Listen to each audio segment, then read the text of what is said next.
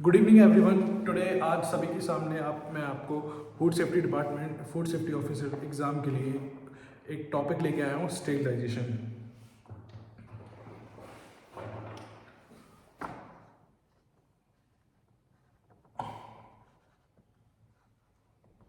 ये स्टेरिलाइजेशन एक तरह की टेक्निक है या फिर एक तरह का मेथड है जो कि हम किसी भी माइक्रोब की ग्रोथ को रोकने के लिए हम यूज़ करते हैं, या फिर हमें कोई मीडिया प्रिपेयर किया होता है जिसमें हम यूज़ करते हैं मीडिया को, वो इक्विपमेंट्स हम उसे स्टेरिलाइज करते हैं इन ऑटोक्लेव। किसमें? ऑटोक्लेव में। ठीक है। ऑटोक्लेव एक मशीन होती है, एक लार्ज माइक्रोबायोलॉजिकल इंस्ट्रूमेंट है जिसमें कि हम पानी वाटर का लेवल रहता है नीचे, जिसमें हम 1000 लीटर यानी कि 1 लीटर के आसपास हम उसमें वाटर डालते हैं, थोड़ा सा ये 800 इतना हम उसमें वाटर लेवल डालते हैं, 800 ml।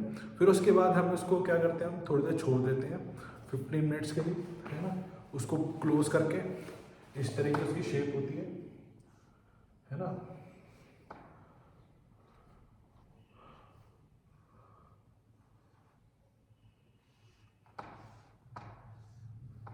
ठीक है, ये ऑटोक्लेव मशीन है, सिलेंड्रिकल फॉर्म में होता है ये, मतलब इस तरह का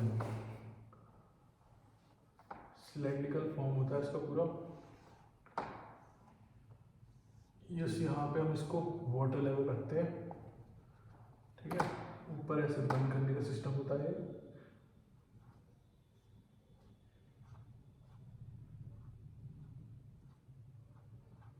ये इसका हैंडल होता है जिससे हम इसे खोलते हैं, है ना। और यहाँ पे हम इसे खोलने के बाद ये अलग हो जाता है, यानी कि ये जो स्ट्रक्चर है ये इधर आ जाएगा, है ना। और इसके बाद हम इसमें सारे यूटेंसिल्स या जितने भी इक्विपमेंट्स वगैरह हैं वो इसके अंदर हम डाल देते हैं, है ना। तो उसके बाद हम इसको 15 मिनट्स के लिए हीट करते हैं, ठीक है। 15 मिनट के लिए 121 डिग्री सेंटीग्रेड पे टेम्परेचर रखते हैं। इसका प्रेशर होता है 15 PSI, वो सेट होता है ना, प्री सेट करके रख देते हैं। फिर उसके बाद फिर 15 मिनट्स के बाद हम इसे देखते हैं, इसको ऑफ करने के बाद फिर हम इसे कूल डाउन होने के बाद इसकी जो स्टीम होती है बहुत ज़्यादा तेज़ होती है, जिसके कारण जो माइक्रोब्स होते हैं, यानी कि ऐसे डेंजरस जो माइक्रोब्स होते हैं उनके स्पोर्स होते हैं, ग्राम पॉजिटिव बैक्टीरिया स्पोर्स होते हैं। स्पोर यानी कि उनके अंदर एक डोरमेंट स्टेज होती है जिसमें बैक्टीरिया डोरमेंट स्टेज में रहता है ना। वो स्पोर प्रोड्यूस करता है, इस स्पोर से फिर वो बैक्टीरिया फ्री फॉर्म होता है। तो इसमें अलग अलग टाइप के स्पोर आते हैं। जैसे एग्जाम्पल के तौर पे आपको क्लॉस्ट्रिडियम का स्पोर दिखाता है ना, इस तरह का स्पोर स्ट्रक्चर होता है ना। तो ये क्या होता है, ये स्पोर अगर रह भी जाता है तो फिर बाद में ये बैक्टीरिया ग्रो हो जाएगा, इनके स्पोर को फिर बैक्टीरियल स्टेट में पहुंच जाएगा। तो इसको रोकने के लिए हम ऑटोक्लेव मशीन यूज़ करते हैं ताकि कोई भी स्पोर प्रेजेंट ना हो इसके अंदर, क्या ना हो, बैक्टीरियल स्पोर।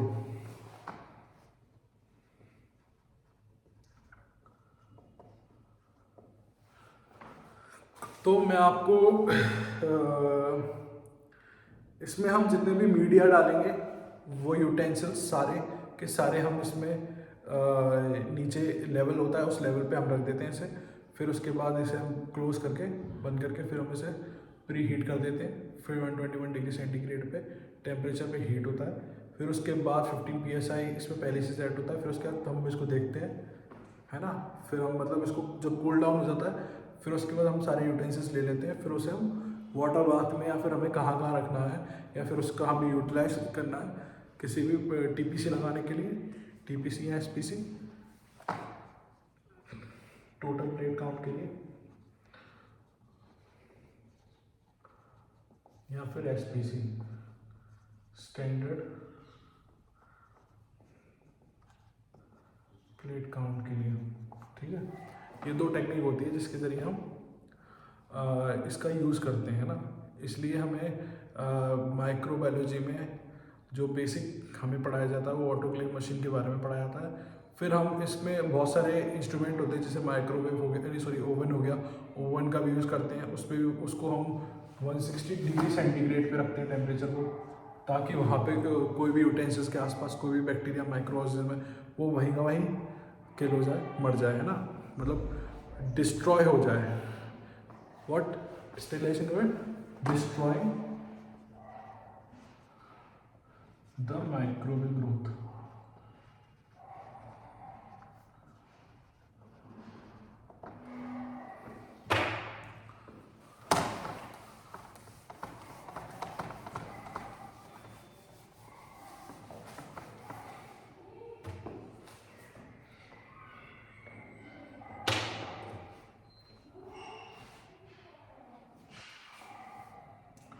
अब इसके बाद आएगा पोरिंग।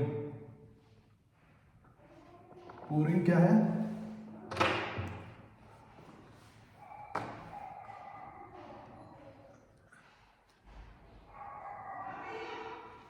ट्रांसफर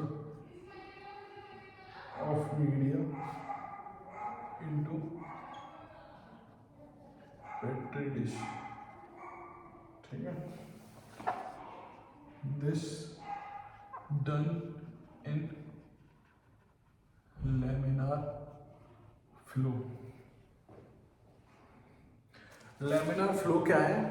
एक प्रकार का स्टेरिलाइज एनवायरनमेंट है जहाँ पे यूवी यूज़ करी जाती है, अल्ट्रा वायलेट रेडिएशन यूज़ करी जाती है, जो कि किसी भी ऑर्गेनिज्म को विद इन सेकेंड के अंदर डिस्ट्रॉय कर देगी, ठीक है। तो उसमें ये ध्यान रखा जाता है कि जब भी हम यूवी ऑन करें तुरंत के तुरंत हम उसे यूवी को ऑफ कर दें। Only in 10 to 5 minutes enough है to kill any kind of bacteria और वायरस, ठीक है।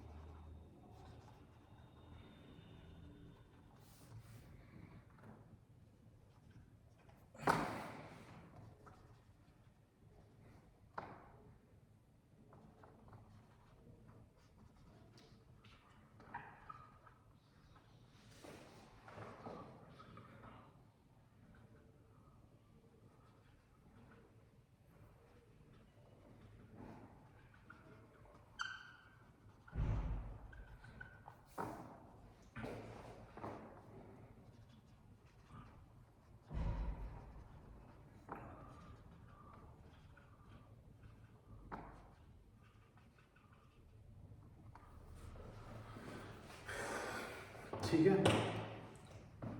अब इसके बाद हम सेकेंड स्टेप में क्या करेंगे? सीरियल डाइल्यूशन करेंगे।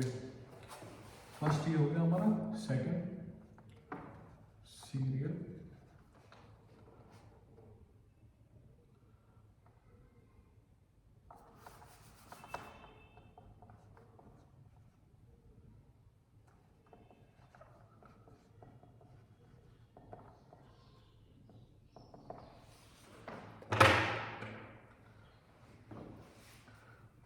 One gram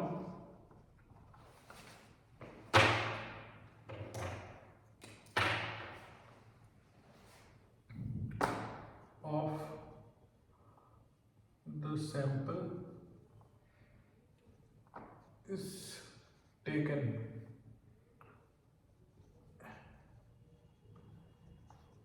transfer to the test tube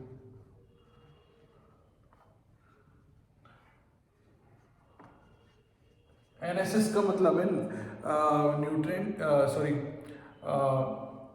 it is normal saline solution.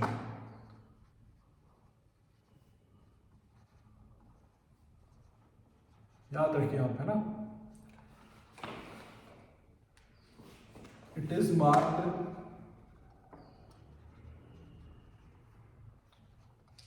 10⁻⁻1 and 10⁻⁻2, 10⁻⁻3, 10⁻⁻4, 10⁻⁻5 and 10⁻�6।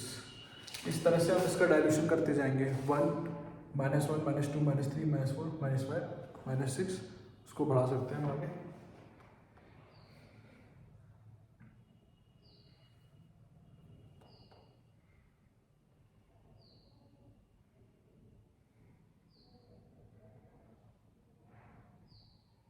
जो हम पीडीए की प्लेट्स बनाएंगे है ना, उसमें हमें थोड़ा सा ध्यान रखना है कि वो कंटेमिनेटेड ना हो। तो इसके लिए हम क्या करेंगे कि वो जो प्लेट्स हैं वो हम अलग रखेंगे, उनके साथ डाइल्यूशन से अलग रखेंगे कि उसके साथ मिक्सिंग ना हो जाए। ठीक है, जो हम NaSS बना रहे हैं उसका हम ध्यान रखेंगे, उसमें हम उसका यूज़ नहीं करेंगे, है ना। ठीक है, for each dilution 2 replication are taken. ठीक है, ये control the Na and PDA media. फिर ऑल्सो क्या अलग अलग होगा, Na के लिए अलग होगा और पीडीए के लिए अलग होगा। ठीक है, अब यहाँ पे observation for the TPC and east volt example.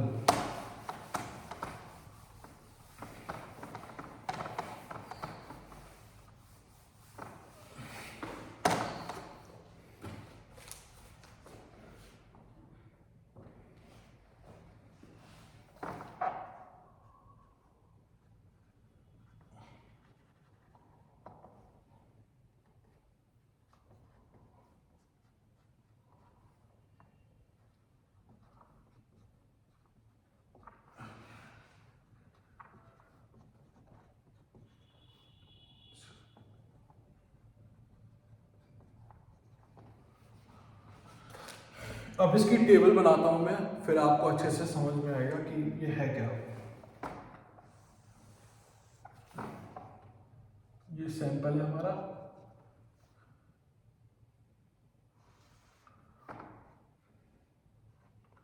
-1, -2, -3, 10⁻⁻4, -5, -6,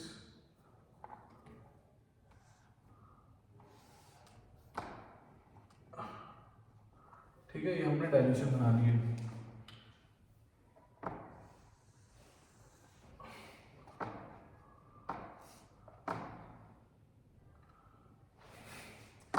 one, two, three, 4।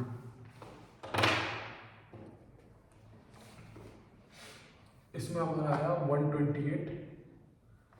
ठीक है, नंबर ऑफ CFU काउंट, मतलब CFU मतलब हो गया कॉलोनी फॉर्मिंग यूनिट।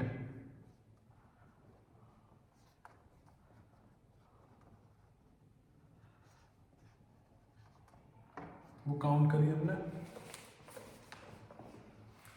इसके बाद डाइल्यूशन में कितनी आई 5, इसके बाद कितनी आई 3, 2, फिर 1, फिर 0, फिर 0, है ना। इस तरह से हमने बस 6 तक बनाया डाइल्यूशन।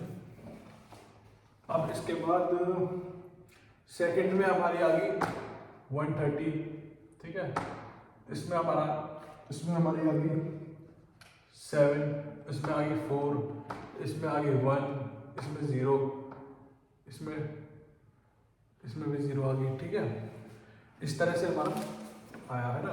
तो ये क्या होता है, total plate count, number of plate count है, उनके जो सीरियल डाइल्यूशन लगाए हमने, उसमें पैटी प्लेट्स में हमने जो डाइल्यूशन लगाए उनकी CFU काउंट करी है ना।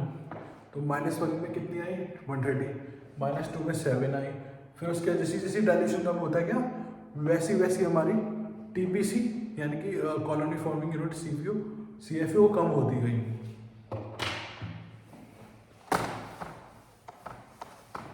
अब इसकी हम कैलकुलेशन करेंगे।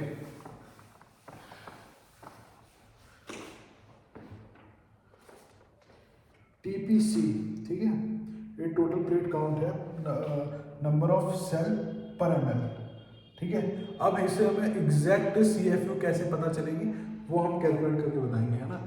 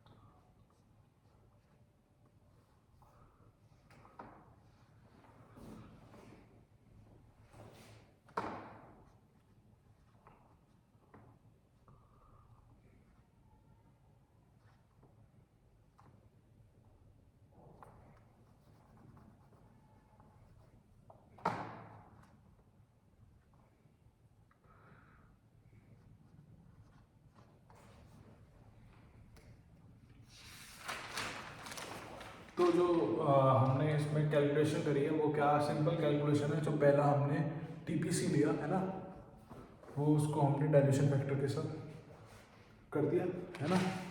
मतलब CFU मान लो, नंबर ऑफ कॉलोनी जो थी उसको मैंने मल्टीप्लाई कर दी डाइल्यूशन के साथ, तो हमारा ये आ गया CFU पर ग्राम।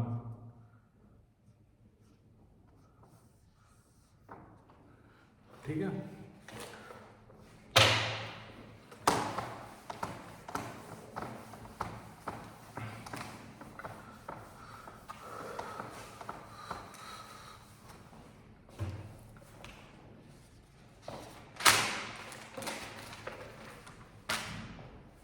Sensory quality evolution. Next topic है sensory quality evaluation.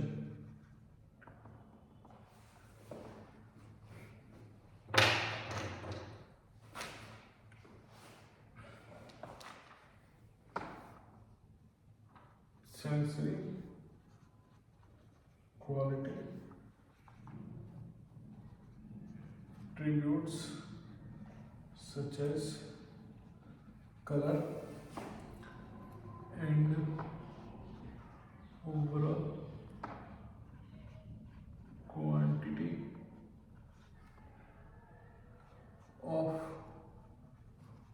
food product can be evaluated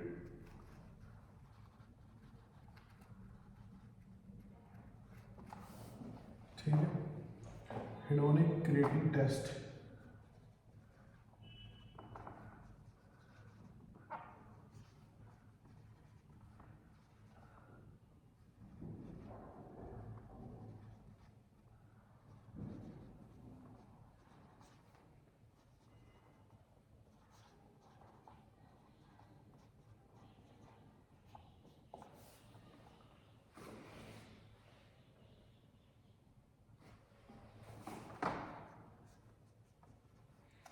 test measure the consumers acceptability, detailed methodology.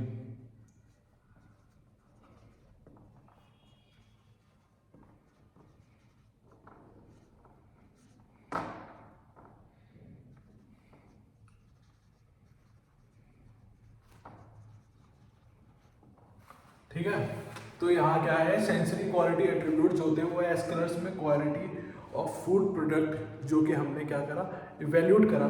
फिर उसके बाद हेडोनिक रेटिंग, यानी कि जो भी हमने रेटिंग्स दी, यानी कि किसी कस्टमर ने रेटिंग दी कि यहाँ का फूड अच्छा है और किसी ने बोला कि यार यहाँ फूड बेकार है, हमने खा के देखा यार रेस्टोरेंट का अच्छा नहीं लगा हमें, तो वो दो बातों पे डिपेंड करेगा। वो रिकमेंडेड है बाय रंगाराना 1984 में। सेकंड, फिर उसके बाद आएगा the measure of the consumer,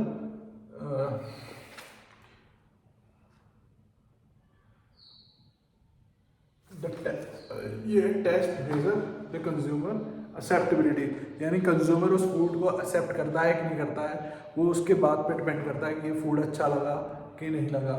फिर detail methodology is presented below, यहाँ पे डिटेल मेथोडोलॉजी दे रखी है 9 पॉइंट ऑफ हेडोनिक स्केल।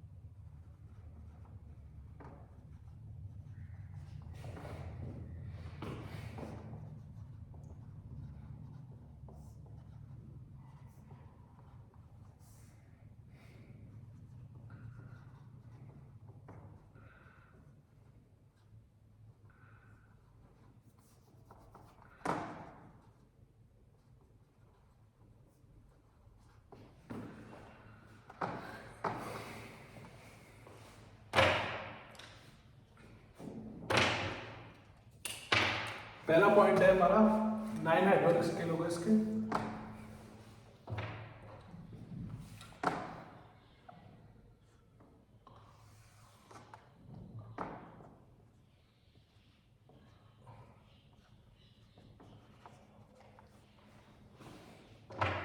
पहला क्या है, एक्सट्रीमली,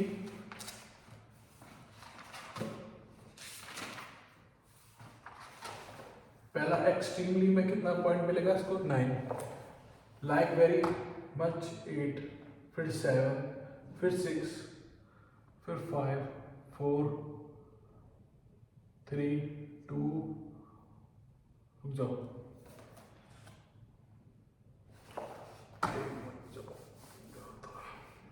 पहला 9 है ना, दूसरा 8, फिर 7, फिर 6, फिर 5, फिर 4, फिर 3, फिर 2, फिर 1।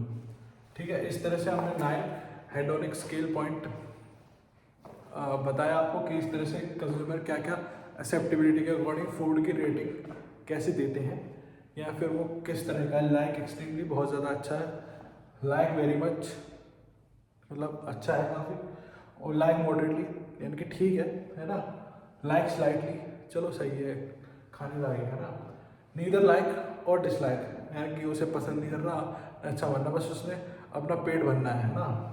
फिर डिसलाइक स्लाइटली, मतलब थोड़ा सा उसको अच्छा नहीं लगा यार, क्वालिटी नहीं थी उसमें खाने में, ठीक है। फिर आ गया डिसलाइक मॉडरेटली, अरे यार खाना तो ऐसे ही था बेकार सा, है ना।